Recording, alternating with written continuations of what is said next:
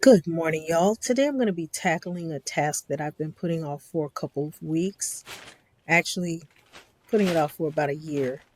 I've got grapevines that I've had growing in grow bags that were tied to this trellis, and I need to get them out of here. So that's what I'm working on today. I bought these self watering containers from Home Depot. They are slightly larger than the grow bags that these grapevines are grown in. As I got into this project, I realized that they really aren't as big as I needed them to be. So I'll probably have to repot these guys in another year. You'll find later on in the video that the root systems are quite aggressive in these two grapevines. I'm using Espoma organic potting soil for these, and I'm just making sure that I've got soil pushed all the way down into the wicking reservoir so that the self watering container actually works the way it's intended to. There was absolutely no way that I could get these out of the grow bags without cutting them, so I'm sacrificing two of my grow bags. I have plenty others that I can use for other plants, but I probably won't be planting anything other than potatoes in my grow bags going forward.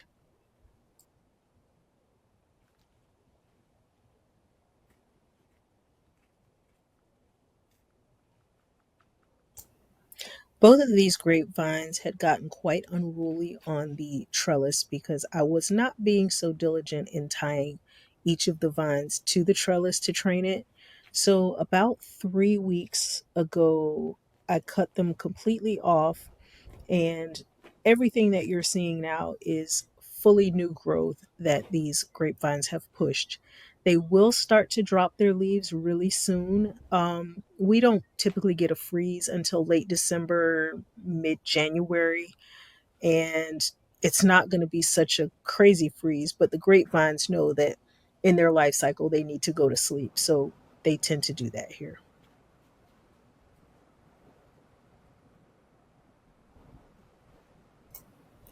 Now I'm just going to squeeze this root ball down into the pot and hope for the best.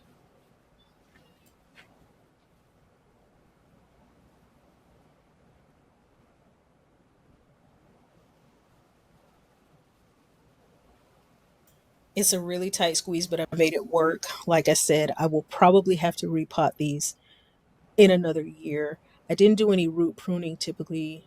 I would.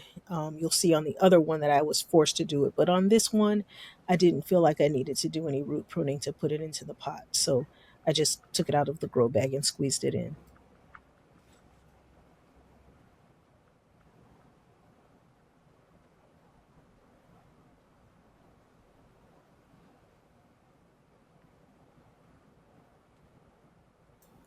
My third grapevine is growing in a terracotta pot right up against the corner of the house, and you can see the vines going along the lattice right against the screen behind me there. And I came out the other day and noticed that every single leaf on that vine was completely gone. Not shriveled, just gone. So I've done a little bit of research and I have found the culprit. I'll show you one in a little while here. I have an infestation of grape leaf skeletonizers. If you don't know what they are and you're growing grapes, start getting yourself familiar with them because once they find your grapevines, you don't stand a chance unless you're treating for them.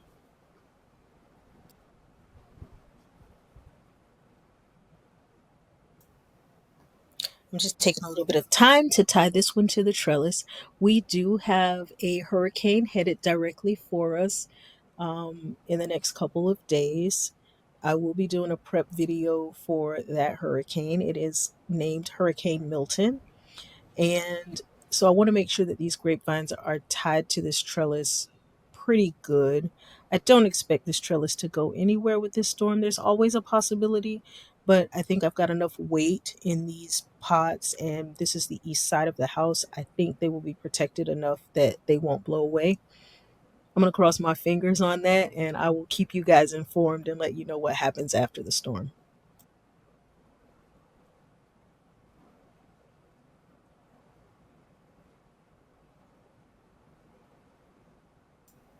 So let's talk a little bit more about these grape leaf skeletonizers. They are a caterpillar that is laid by a moth, and it kind of looks like a wasp. I wish I had a picture that I could put up for you, but I was kind of rushing through this so that I could get these videos posted with the storm coming.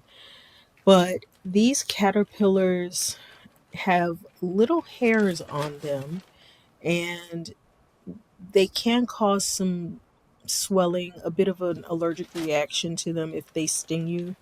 Um, but these little suckers trick you. They kind of mimic a monarch caterpillar. So you may see them and not pay much attention to them. It just didn't dawn on me that, this guy wasn't supposed to be here because I do have milkweed all over the garden. It self seeds, so it's popping up in places that I didn't necessarily plant it. So I didn't think anything of it when I've seen these guys before. Um, but they're really small, really tiny little guys. And I'm guessing that they'll get much bigger, but I'm not really trying to give them that kind of opportunity after I've seen what they've done to my other grapevine there. Um, I do go ahead and treat all of the vines with BT, and I will keep up with that every 3 to 4 days, especially with our rain coming. Every time it rains, I'll have to retreat them again. But making sure that I'm spraying the tops and undersides of all of the leaves and just really saturating the plants so that as these caterpillars are eating it, they will be physically altered and they will die off. And I won't have this problem. So I've just got to get this under control.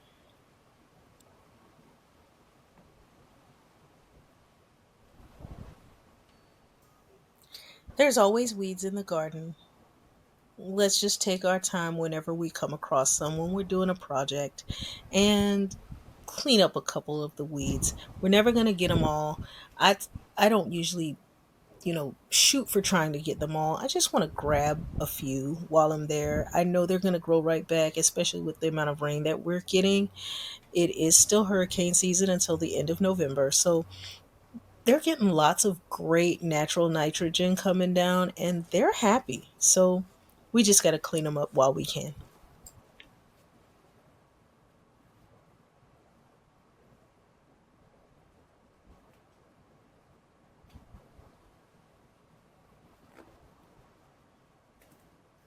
This section of my garden is not unlike the rest of it. The majority of the weeds that I deal with happen to be grass weeds. Um, I do get, you know, a few perennials that pop up here and there. They're usually really shallow rooted though, and I can pull them out pretty easily. I do get quite a bit of ageratum that grows. It is one of the native plants here. So it shows its beautiful face. I love the blooms on it, but it can be very aggressive. But in this little section, it's pretty much all grass weeds.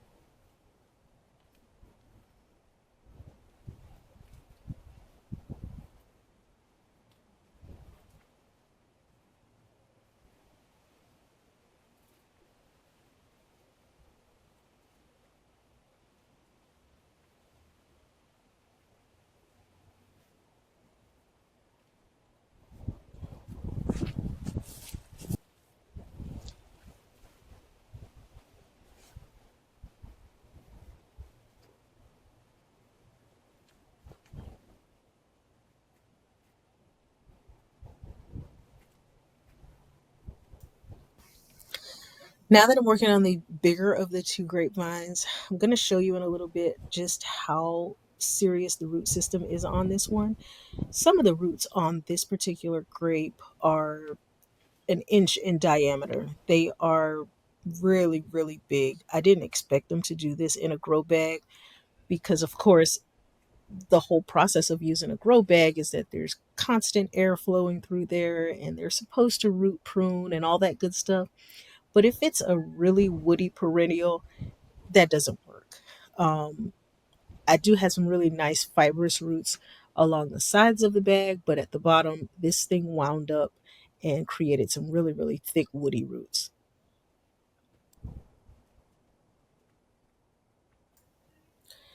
It's really heavy. I was surprised actually. I'm guessing that this one was probably about 25 pounds.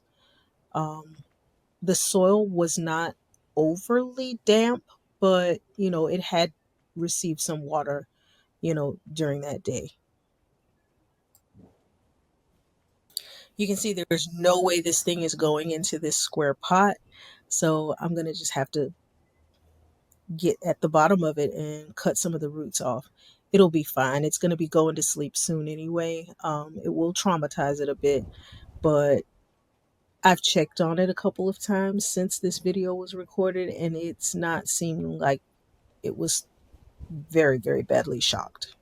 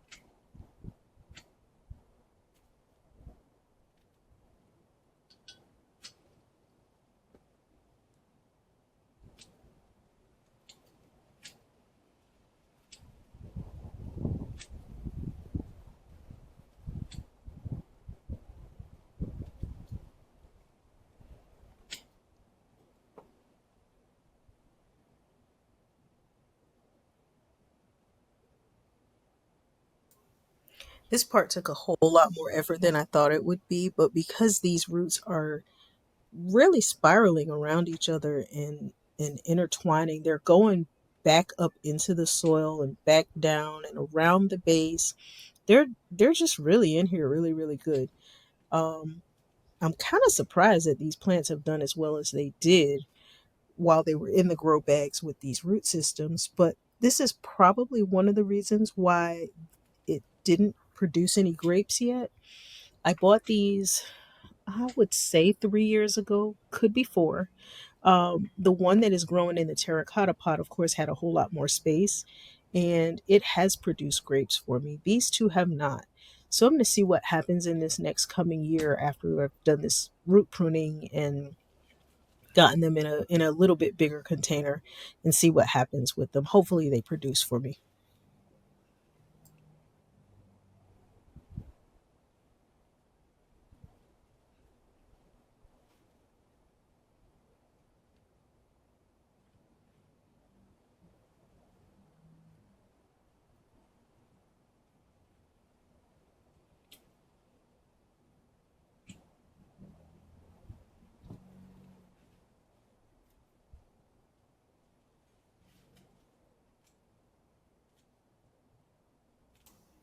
Now it's time for the big squeeze.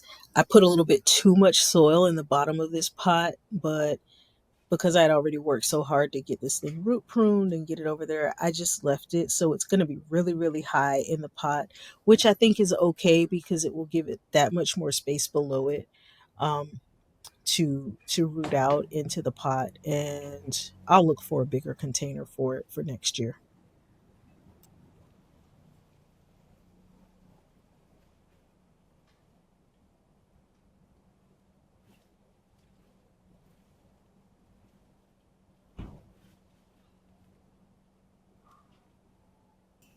Can you see the pucker? This thing is really, really hard to get into this pot.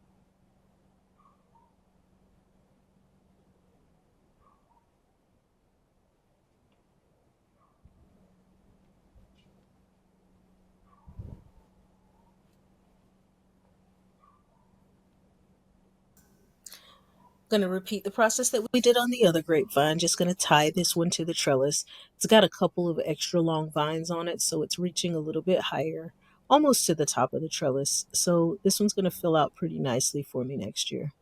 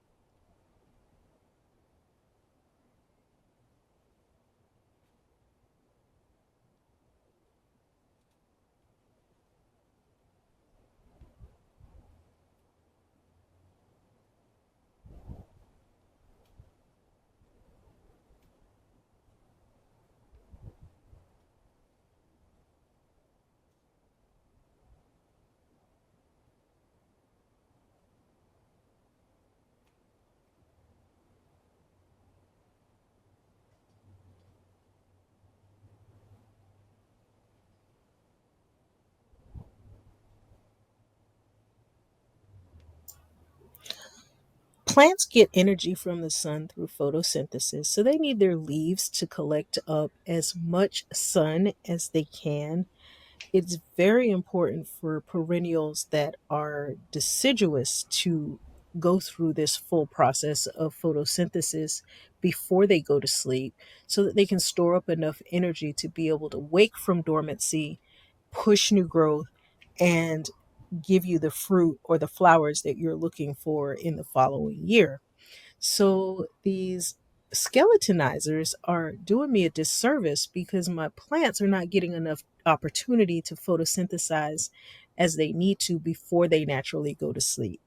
I'm hoping that that larger grapevine will rebound. I mean, I am in South Florida, so they do get lots and lots of sun. I'm hoping that they've gotten enough sun that we're not going to have a problem next year when they wake up.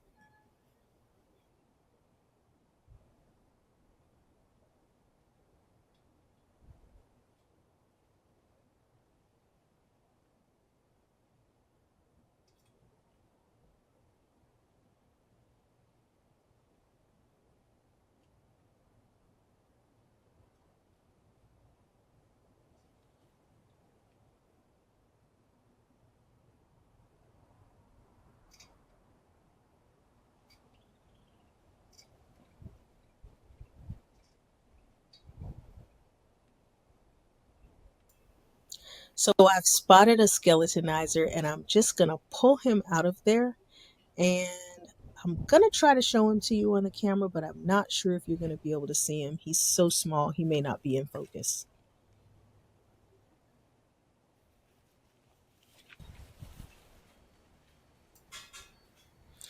He's gone, and I will find a couple more in here while I'm doing the trellis tie, and I'm going to get them out of there. Then I'll go ahead and get my BT, and off camera I'll spray the entire thing. And I'll keep you guys posted on what happens. Of course, if you see a video with me frantic, screaming, or even crying, then you know I lost my battle, and I'm hoping for the best when my grapevines wake up in the spring.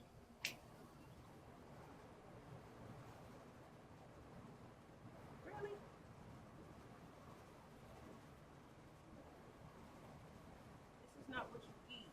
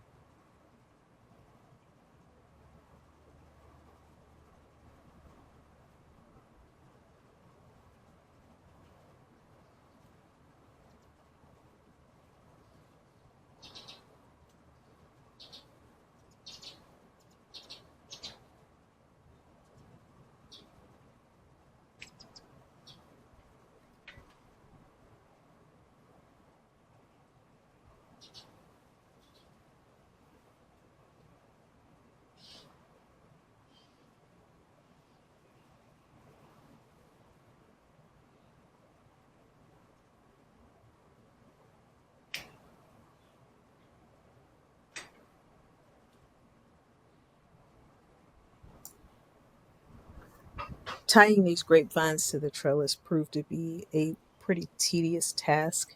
It's really necessary because I've got to stay on top of these things.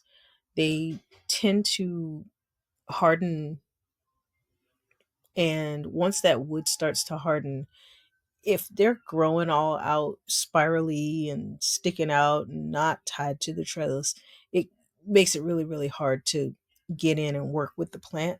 So I'm really going to put forth a little extra effort this next season to stay on top of any new canes coming out, tying them to the trellis. I really want this thing to be really full. I don't want to have to do a whole lot of pruning to it. So if I can figure out how to get it trained tightly to the trellis and bring them back around to kind of overlap on each other and just let the new growth come out as they would in the wild, that's really what I'm going for, so that it's just a full trellis of beautiful grape leaves that don't have skeletonizers on them.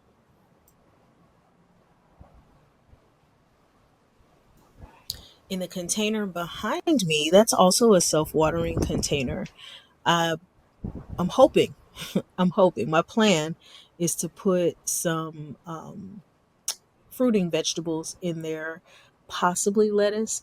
But I want to use this space. This is, like I said, the east side of my house. So it's, for the most part, the least sunny area of my yard.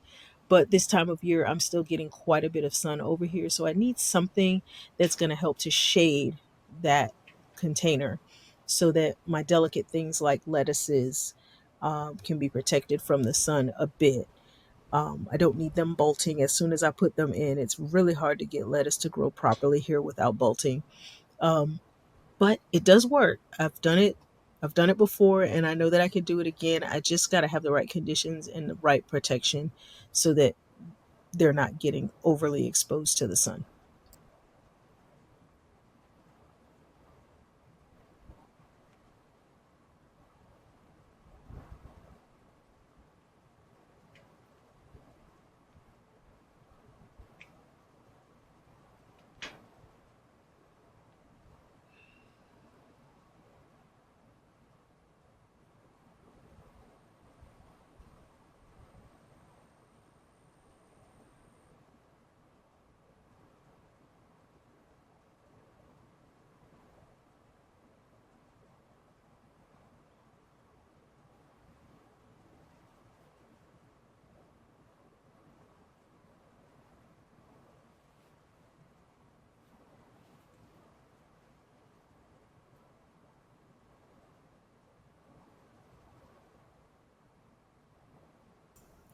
In the two terracotta pots that I have sunken into the ground here, I usually will plant some kind of annual flower just to help bring pollinators over to this side of the yard.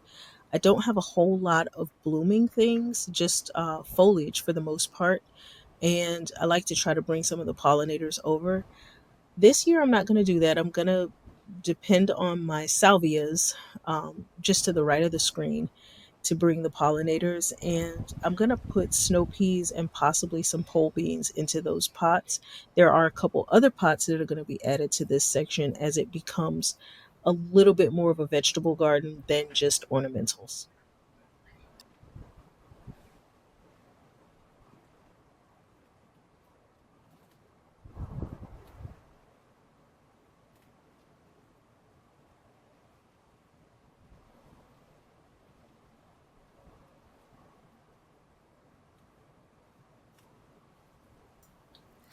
A few more weeds. There's always weeds. I can't help it.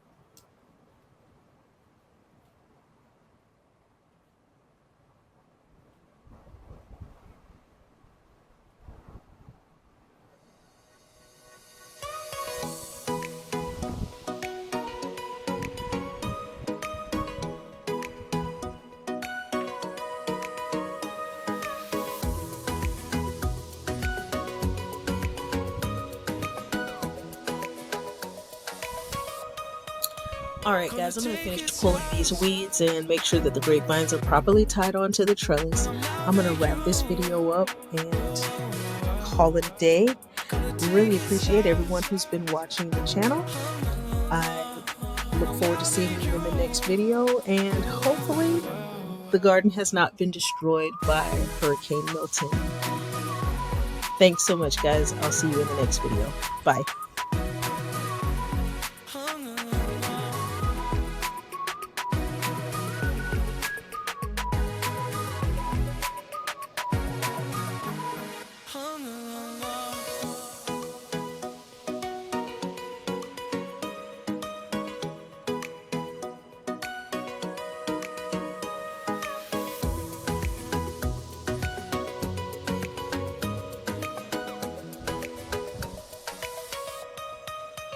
Gonna take it slow.